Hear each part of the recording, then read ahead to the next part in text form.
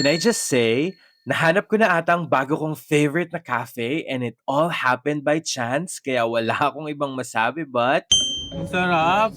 I discovered Bakery Felt dahil nag-iintay kami sa napakatagal na pag-replenish ng stocks ng katabing donut shop. And I guess it's a blessing in disguise.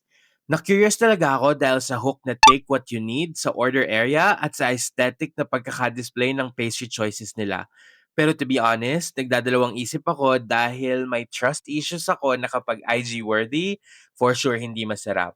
But boy, I was wrong.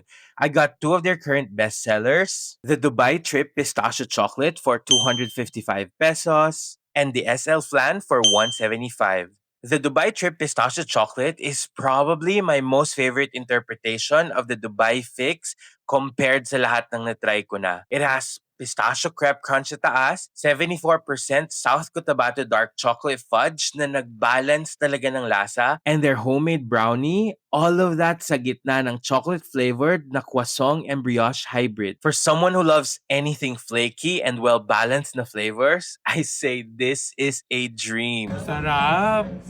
Yung SL flan naman has Dayap Leche flan na hi to die for.